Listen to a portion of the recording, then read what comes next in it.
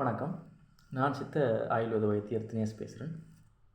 இந்த காணொளியில் எங்களுடைய முழங்கை மூட்டு பகுதியில் நோய் வருவதற்கான காரணங்கள் என்னென்ன என்பதை பற்றி கொஞ்சம் விரிவாக பார்ப்போம். அதுக்கடுத்ததாக எங்களுடைய சிகிச்சை நிலையத்தில் என்னென்ன மாதிரியான கேஸுகள் கூட வரும், அதை எப்படி ட்ரீட் பண்ணுறோம் என்று சொல்லியும் பார்க்க போகிறோம். ரைட். அதுக்கு முதல்ல இந்த முழங்கை மூட்டை ஆக்குகின்ற எலும்புகளை பார்ப்போம்.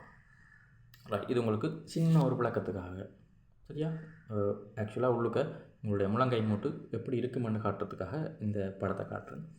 பார்த்தீங்கன்னு சொன்னால், இது தோல் முட்டை ஆக்குகிற எலும்பு அப்படியே கீழே வருது. இந்த ஹியூமரஸ்ன்னு சொல்லுவோம். இந்த ஹியூமரஸ் தான் உங்களுக்கு புய என்பன்னு சொல்லுவார்கள், சரியா? ரைட். அதுக்கடுத்தது பார்த்தீங்கன்னு சொன்னால், முன்கை பகுதியில் 2 எலும்புகள் இருக்கும். ஒன்று அல்னா போன். இந்த அல்னா போன்ன்றது உங்களுடைய சின்ன விரல் பக்கமாக இருக்கின்ற எலும்பு. இந்த எலும்பும் இந்த ஹியூமரஸ்ன்னு சொல்லப்படுகின்ற இந்த எலும்பும் இணைந்து உருவாக்குகிற இந்த மூட்டு உங்களுடைய முழங்கையை மடித்து நீட்டுவதற்குரிய ஃபங்க்ஷனை செய்யுது. அதுக்கடுத்ததாக பார்த்தீங்கன்னா 2வது எலும்பு இந்த ரேடியல் போன். இந்த ரேடியல் போன்ன்றது கையை நீங்கள் எப்படி வச்சு பார்த்தீங்கன்னு சொன்னால், உங்களுடைய பெருவிரல் பக்கமாக இருக்கிற எலும்பு, சரியா? இது வந்து ரேடியல் போன் ஆவார்கள். இந்த ரேடியல் போனும் இந்த ஹியூமரஸும் சேர்ந்து ஒரு ஸ்லைடிங் மூமெண்ட்டை உருவாக்குகின்ற ஒரு மூட்டை உருவாக்கும்.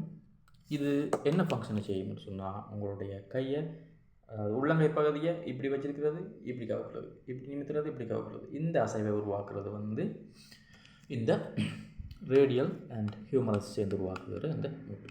இவ்வளத்தையும் சேர்த்து தான் நாங்கள் என்ன சொல்ல போகிறோம்னு சொன்னால், எல்போ ஜாயிண்ட் அல்லது முழங்கை மூட்டுன்னு சொல்ல போகிறோம்.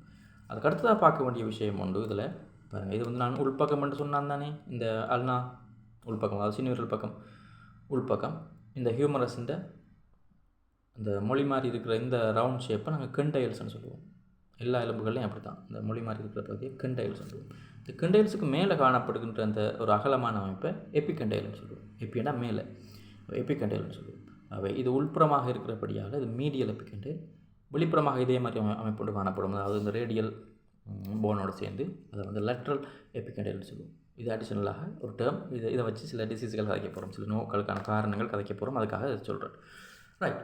இப்போ வந்து கொமனாக தோல்முட்டு பகுதியில் நோய் வருவதற்கான காரணங்கள் என்று சொல்லி பார்த்தீங்கன்னு சொன்னால், எங்களுடைய கேஸுகள், எங்களுடைய கிளினிக்கில் வர கேஸுகளை பார்த்தா, முதலாவது ஓவர் யூஸ் ஒரு ரிப்பீட்டிவ் ஸ்ட்ரெயினில் வரும். ரிப்பீட்டாக ஸ்ட்ரெயின் பண்ணப்படுறதால வரும். ஓவர் யூஸ் ரிப்பீட்டிவ் ஸ்ட்ரெயின்ன்றது உழைக்கும் பக்கத்தில் கூட காணப்படும். தொடர்ச்சியாக வேலை செய்வார்கள். ஒரே அசைவுகளை அவங்களுடைய வேலைக்கு ஏற்றபடியாக ஒரே அசைவுகளே அந்த மூட்டுகளில் திருப்பி வரும். இப்படி ஒரே அசைவு ரிப்பீட்டாக இந்த எல்போ ஜாயிண்டில் வரும்போது உங்களுக்கு என்ன செய்ய முடியும்னா, அந்த பகுதியில் தாபிதம், அதாவது இன்ஃப்ளமேஷன் வந்து அந்த மூட்டு பகுதி நோய். அதையும் பொருட்படுத்தாமல் அதே வேலையை திருப்பி செய்யும்போது அந்த நோய் பெரிய லெவலில் போய் கையை அசைக்கிறதுக்கு நின்றதுக்கு முடியாமல், அல்லது வந்து இரவில் தூங்க முடியாத அளவுக்கு வலி வேதனையை கொடுக்கும். ரைட். இந்த ஓவர் யூஸ் ரிப்பீட்டிவ் ஸ்ட்ரெயினை வந்து 2ஆக பிரிக்கிறாங்க. எப்படின்னு சொல்லி பார்த்தா, ஒன்று டென்னிஸ் எல்போன்னு சொல்லுவோம். டென்னிஸ் எல்போன்ற பேர் வந்துன்னு சொன்னால், அந்த டென்னிஸ் பிளேயர்ஸில் கூடுதலாக இது வரும். அதுக்காக இங்கே கிளினிக்கு வாராக்கள்லாம் டென்னிஸ் பிளேயர் இல்லை. அதை ஒத்த ஆக்ஷன் இங்கே ஏதாவது ஒரு வேலையில் செய்யும்போது இந்த நோய் டெவலப் ஆகலாம். அவங்க வந்து டென்னிஸ் எல்போன்னு பேர் வச்சுருக்கிறாங்க. அந்த டென்னிஸ் எல்போன்றது லெட்ரல் எபிகெண்டைலைட்டிஸ். லெட்ரல்ன்றது வெளிப்புறமாக இந்த ரேடியல் போனோடு சேர்ந்து வருகின்ற இந்த ஹியூமரஸ் பார்ட்டில் இருக்கிறது தான் லெட்ரல் எபிகெண்டைல்ஸ். இந்த கெண்டைல்ஸில் வர இன்ஃப்ளமேஷன் இந்த பகுதியில் நோய் இருக்குன்னு சொல்லி வருவாங்க. லெட்ரல் எபிகெண்டைல் இந்த புள்ளி பகுதியில் ஸ்பெசிஃபிக்காக பெயின் இருக்க போகிறது. ரைட். இது வந்து என்ன தலைவர்னு சொன்னால், பெயின் வந்து outer part of the elbow, அது உங்களுக்கு விளங்கி இருக்கும். Due to repetitive wrist and arm movement. அந்த மணிக்கட்டு மற்றும் ஆர்ம் மூவ்மெண்ட் ரிப்பீட்டாக இருக்கும்போது இந்த லெட்ரல் எபிகெண்டைலைட்டிஸ் என்று சொல்லப்படுகின்ற டென்னிஸ் எல்போ பிரச்சனை வரலாம். இந்த லெட்ரல் பார்ட்டில் பெயின், அவுட்டர் பார்ட்டில் பெயின் வரலாம். அதுக்கு அடுத்தது கோல்ஃபர்ஸ் எல்போன்னு சொல்லி ஒரு பேர் வச்சுருக்காங்க. அது வந்து மீடியல் எபிகெண்டைலைட்டிஸ். அதாவது மீடியலில் உள்புறம், எபிகெண்டைல்னு சொன்னால் அந்த புய என்கின்ற மொழி போன்ற அமைப்பு உள்புறமாக இருக்கிற அமைப்புக்கு மேலே உள்ள பகுதி, இந்த இடத்துல வர இன்ஃப்ளமேஷன் மீடியல் எபிகெண்டைலைட்டிஸ். இது என்ன தலைவர்னு சொன்னால், pain on the inner side of the elbow caused by repeative gripping or wrist flexion. மணிக்கட்டை ஃப்ளெக்ஸ் பண்ணி மடித்து ஏதாவது வேலை ரிப்பீட்டாக செய்யணும்னு சொன்னால் இந்த மீடியல் பார்ட் ஆஃப் த எல்போவில், அதாவது உள் பக்கத்தில் நோய். இதை வந்து கோல்ஃபர்ஸ் எல்போன்னு சொல்கிறாங்க.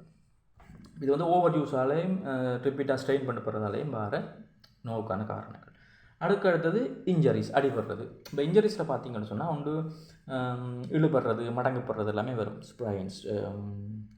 ஸ்ட்ரெயின்ஸ், டியர்ஸ் இப்படி எல்லாமே வரப்போகுது. அதில் வந்து பாருங்கள், இந்த இழுவைகளில் பார்த்தீங்கன்னு சொன்னால் டேமேஜ் டு த மசில்ஸில் இப்போ அந்த இடங்களில் டேமேஜ் பண்ணப்படலாம். டெண்டன்ஸ், மசில்ஸ் வந்து ஜாயின் பண்ணுற இடம். அதாவது இப்போ இதில் உதாரணத்துக்கு நான் சொல்கிறேன், இப்போ இதில் இருக்கிறது ட்ரைசப்ஸ் டெண்டன் ஊடாக தான் இது வந்து இந்த ஒலிக்ரோன் ப்ரோசஸில் ஜாயின் பண்ண போகுது. அப்போ இந்த இடங்களில் அடிப்படைக்குள்ள அந்த டெண்டன்ஸில், அதாவது தசையும் எலும்பும் இணைக்கிற அந்த டெண்டன் தசை நான்களில் வர அடிபடுறது. அடுத்தது லிகமெண்ட்ஸ், சவ்வுகள், மூட்டு சவ்வுகளில் இந்த இழுவைகள் அடிபடுகள் வந்ததுன்னு சொன்னால் நம்ம வரும். அதுக்கடுத்து ஃப்ராக்சர், ஓவராக அடிபட்டுதுன்னு சொன்னால் அங்கே உள்ள எலும்புகளில் ஃப்ராக்சர் வரலாம். மூட்டோடு சேர்ந்து அந்த ஹெட் ஆஃப் த ஹியூமரஸாக இருக்கலாம், ஹெட் ஆஃப் த ரேடியஸாக இருக்கலாம், மண்ணாக இருக்கலாம். அப்படி இந்த இடத்துல ஃப்ராக்சர் வர்றது, கிராக் வர்றது. அதுக்கடுத்து டிஸ்லோகேஷன், இது மோஸ்ட் காமன். கையை ஊண்டி உள்ளேக்குள்ளேயோ இல்லாட்டி கை வளமைக்கு மாறாக திரும்பப்படும் போதோ செய்யலாம்னு சொன்னால் இந்த அதெல்லாம் போன் வந்து பின்னுக்கு கலண்டு போயிடலாம், பின்பக்கத்தால் அந்த கொழுவி இருக்கிற இடம் கலண்டு போயிடலாம், டிஸ்லோகேஷன். ரைட். அதுக்கடுத்தது மூன்றாவது முக்கியமான காரணம் வந்து ஆர்த்ரைட்டிஸ்னு மூட்டுகளில் வர இன்ஃப்ளமேஷன். அதுக்குரிய 2 காமனான காரணம் இருக்குது. ஒன்று ஒஸ்டியோஆர்த்ரைட்டிஸ்ன்றது மூட்டுகளில் வர தேய்மானம். அது வயதாதலின் மூலமாக வரலாம், அல்லது வந்து ஏதாவது ஆக்சிடெண்ட்டை தொடங்கிட்டு இந்த கை சரியான முறையில் மடக்கி நீட்ட முடியாமல் நாங்கள் தொடர்ந்து வேலை செய்வோமாக இருந்தால் அந்த சரியான முறையில் கை மடங்கி நீட்டாத படியாலேயே அந்த எலும்புகளில் தேய்மானங்கள் துவங்கலாம். அந்த ட்ரோமேட்டிக் ஆர்த்ரைட்டிஸ்னு சொல்லுவார்கள். இப்படி எலும்பு தேய்மானங்கள் சம்மந்தப்பட்ட மூட்டு வாதம்னு சொல்லலாது. இது ஆர்த்ரைட்டிஸ் மூட்டு தாபிதங்கள் உருவாகலாம். அதுக்கடுத்து ரொமட்டாய்டு ஆர்த்ரைட்டிஸ், அதை நாங்கள் மூட்டு வாதம்னு சொல்லிடுவோம். அதாவது இது ஓட்டோ இம்யூன் டிசீஸ் சொன்னால் உங்களுக்கு தெரியும், எங்களுடைய நோய் எதிர்ப்பாட்டிலேயே மூட்டுச்சவுகளை ஒரு எதிரியாக நினைச்சு அதை அழிக்கிறது. ஓட்டோ இம்யூன் டிசீஸ், ரொமட்டாய்டு, இது வந்து காமனாக இந்த முழங்கையில் வரலாம். இது தவிர ஏதாவது ஆக்சிடென்ட்டில் அடிபட்டு அதில் இன்ஃபெக்ஷன் ஆகி அந்த மூட்டுகளை பாதித்து இன்ஃபெக்டிவ் ஆர்த்ரைட்டிஸாக, அது செப்டிக் ஆர்த்ரைட்டிஸாக அது வந்து வரலாம். இது வந்து ரேர் கண்டிஷன்ஸ் அறியுது. இது 2ம் காமனாக நாங்கள் பார்க்குற கேஸ். ரைட். அடுத்ததாக இந்த முழங்கை பகுதியில் வர பிரச்சனை நரம்புகளில் வர பிரச்சனை, நர்வ் கம்ப்ரெஷன்ஸ். ஏதாவது அடிபடும் போதோ செய்யும்போது நரம்புகள் நசிவடைஞ்சிடும். இப்போ நரம்பு பாக்கி சொல்லக்குள்ள பார்த்தீங்கன்னு சொன்னால் முக்கியமாக 3 நரம்பு இந்த கைக்கு இதுக்குள்ளாக போகும். ஒன்று இந்த ரேடியல் சைட்னு சொல்லப்படுகிற இந்த பகுதியால் போகிற நரம்பு வந்து நாங்கள் ரேடியல் நர்வ்னு சொல்லுவோம். அதே மாதிரி இந்த பகுதிக்குள்ளால் போகிற நர்வ் இந்த சின்ன விரல் சைட் பக்கம் போகிற பகுதி அல்னா சைட்டால் போகிற அல்னா நர்வ்னு சொல்லுவோம். நடுவால் ஒரு நரம்பு போவோம், அந்த மீடியன் நர்வ்னு சொல்லுவோம். இந்த வார்த்தை மீடியன் நர்வ். இப்படி முக்கியமான 3 நரம்புகளுக்குள்ளே இருக்குது. இதில் நரம்புகள் நசிவு வந்தோம்னு சொன்னால் அதை தொடர்ந்து சில சிம்டம்ஸ்கள் தெரியும். அப்போ நர்வ் கம்ப்ரெஷன்ஸ் இந்த மூட்டு பகுதியில் காமனானது. அது விழும்போதோ அடிபடும் போதோ ஏற்படலாம். அதில் முதலாவது பார்த்தீங்கன்னு சொன்னால் கியூபிட்டல் டனல் சிண்ட்ரோம்னு ஒன்று இருக்குது. கியூபிட்டல் டனல் சிண்ட்ரோம்னு சொன்னால் compression of the ulna nerve causing tingling numbness and pain. இந்த இடத்துல நம்ம சுண்டும் போது ஒரு கரண்ட் அடிக்கிற மாதிரி ஒரு உணர்வு வந்திருப்போம் சின்ன பிள்ளைகளாக இருக்கக்குள்ள. ரைட்டா? இந்த இடம் தான் வந்து பார்த்தீங்கன்னு சொன்னால் இந்த அல்னா நர்வ் போகிற இடம், இந்த குரூப்புக்குள்ளாக போய் இது மசில்ஸுக்குள்ளே என்டர் பண்ணுற இடம் அந்த ஒரு துளை மாதிரி இருக்கும். அது டனல்னு சொல்லுவாங்க. அதாவது கியூபிட்டல் டனல்னு சொல்லுவாங்க. கியூபிட்டல் ஃபொசாக்குள்ளே போகிற கியூபிட்டல் ஃபொசா இந்த பகுதி இந்த பகுதி இந்த இதுக்குள்ளே உள்நுழையிற பகுதி கியூபிட்டல் டனல்னு சொல்லுவாங்க. டனல்ன்றது ஒரு சுரங்கம். இந்த கியூபிட்டல் டனலில் நரம்பு நசிவுன்னு சொன்னால் இந்த கியூபிட்டல் டனல் சிண்ட்ரோம்னு சொல்லிடுவாங்க. அந்த படத்தில் காட்டுறேன் பாருங்க உங்களுக்கு. அப்போ இந்த இடத்துல பாருங்கள், உங்களுக்கு அவ்வளோ கிளியராக விளங்க தெரியாது. கையில் உள்பகுதி இதான் நாங்கள் சுண்டினோன்னா அந்த கரண்ட் அடிக்கிற பகுதி. சரியா? ரைட். இதில் பார்த்தீங்கன்னு சொன்னால் இந்த நரம்பு வந்து அல்னா நரம்பு உள்ளுக்குள்ளே என்டர் ஆகிற இடம் இருக்குல்ல, அந்த மீடியல் எபிகெண்டலோடு கண்டலுக்கு மேல்புறமாக இது உள்ளுக்குள்ளே என்டர் ஆகும். கியூபிட்டல் ஃபொசாக்குள்ளே என்டர் ஆகும். அப்போ இப்படி என்டர் ஆகிற இடத்துல இந்த கியூபிட்டல் டனல்னு சொல்லுவாங்க. அந்த இடத்துல அது நரம்பு நசிவு வந்ததுன்னு சொன்னால் அந்த கியூபிட்டல் டனல் சிம்டம்னு சொல்லிடுவாங்க. இந்த இடத்துல கைகளில் உரைப்பு, கரண்ட் அடிக்கிற மாதிரி இப்படியான உணர்வுகள் இருக்கும். அதே மாதிரி ரேடியல் டனல் சிம்டம்னு ஒன்று இருக்குது. ரேடியல் டனல்ன்றது இந்த ரேடியல் நர்வ் பாஸ் ஆகிற இடத்துல வர்றது. உதாரணத்துக்கு நான் இந்த படத்தில் காட்டிட்டு உங்களுக்கு விளங்கப்படுத்துகிறேன் பாருங்கள்.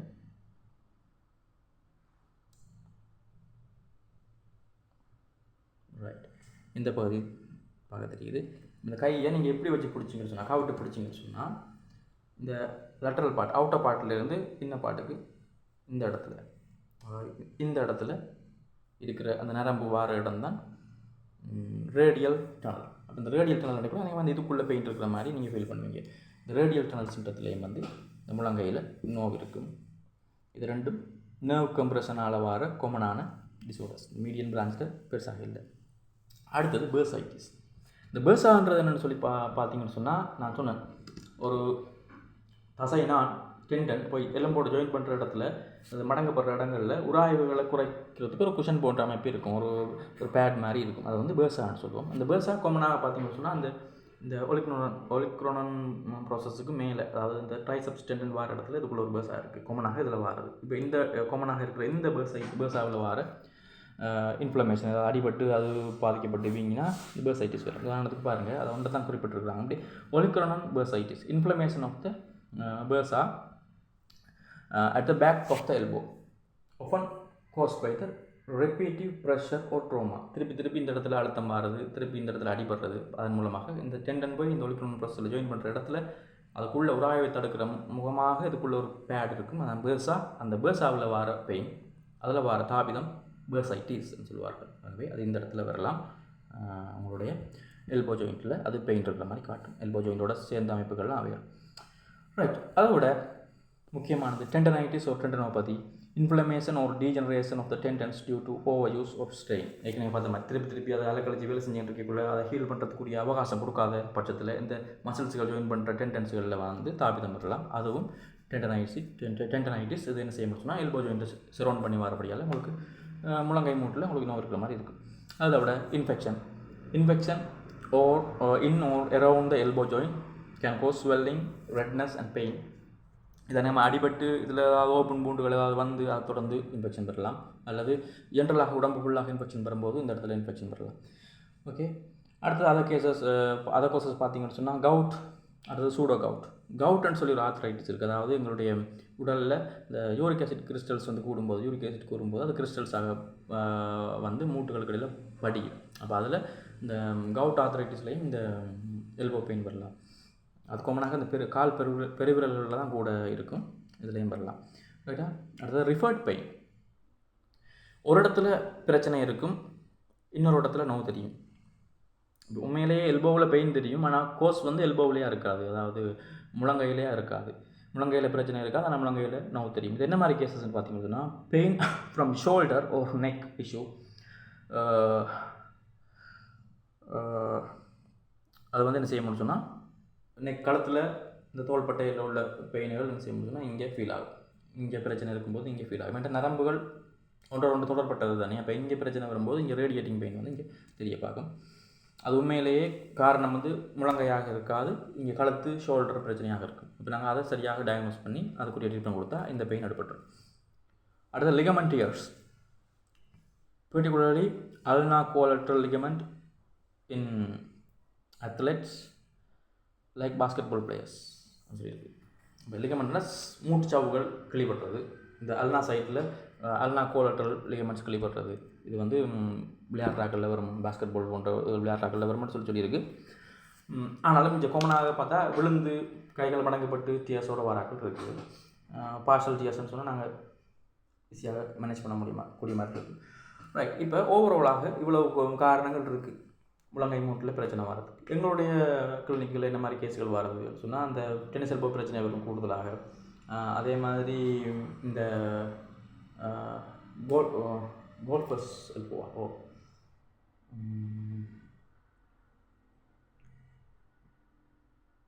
கோல்ஃபஸ் எல்போ இந்த மீடியல் சைட் பெயின். இது வந்து விழுந்து எங்கேயாவது நோப்பட்டு இந்த சைட்டில் வாராக்கள் இருக்கிறாங்க. வேலையை விட விழுந்து வாராக்கள்லாம் கூட. இது வந்து வேலை செய்கிறதால இந்த இடத்துல பெயின் வாராக்கள் இருக்கிறாங்க. மேசன்மான் சாந்தகப்பை பிடிச்சி வேலை செய்கிறார்கள், அவர்களுக்கு இது வந்து காமனாக வரும் டென்னிஸ் எல்போ. அதில் வந்து இன்ஜரி கேஸுகளில் இந்த இழுபட்டு மடங்கப்பட்டு வாராக்கள்லாம் வருவாங்க. டிஸ்லொகேஷன் கேஸுகள் ரேர். ஃப்ராக்சர் கேஸுகளை நாங்கள் பெருசாக ஹேண்டில் பண்ணுறோம். எப்படின்னு சொன்னால் அப்போ இந்த மூட்டுகளோடு சேர்ந்து வர ஃப்ராக்சர் கேஸுகள் வந்து நாங்கள் ரிவைவ் பண்ணி விட்டுறது. சொன்னால் அது நீட்டாக செய்து முடிக்கணுன்றதுக்காக பெரிய ஆஸ்பத்திரிக்கே அவங்க என்ன சொல்கிறது சரியான அனஸ்தீசியாவோட செய்து முடிப்பாங்க.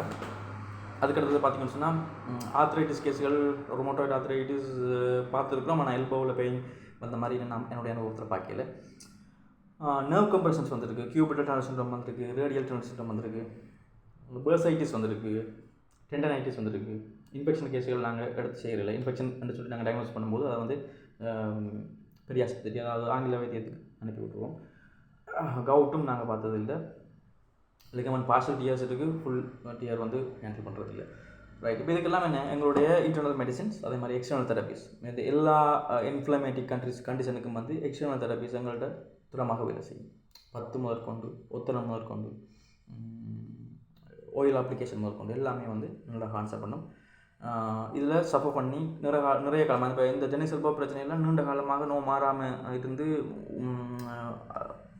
ஆங்கில மருத்துவங்கள்லாம் அடுத்து மாறையில் என்ற கண்டிஷனில் நாங்கள் எங்களோட கிளினிக்கில் ஹீல் பண்ணியிருக்கோம். அவை இவ்வளோ தான் அந்த எல்போவில் வர காமனான நோவுகளுக்கான காரணம். எங்களுடைய கிளினிக்குகளில் இந்த சித்த ஆயுர்வேத உள்மருந்துகள், அதே மாதிரி வெளிப்பிரயோகங்கள் மூலமாக சிறப்பாக சிகிச்சை நடந்து கொண்டிருக்கு. இப்படி எதுவும் பிரச்சனை உங்களுக்கு இருக்குமென்னு சொன்னால் எங்களை தொடர்பு கொண்டுட்டு உங்களோட முன்பதிவு செய்துட்டு ட்ரீட்மெண்ட்டை எடுத்துக்கொள்ளலாம். நன்றி.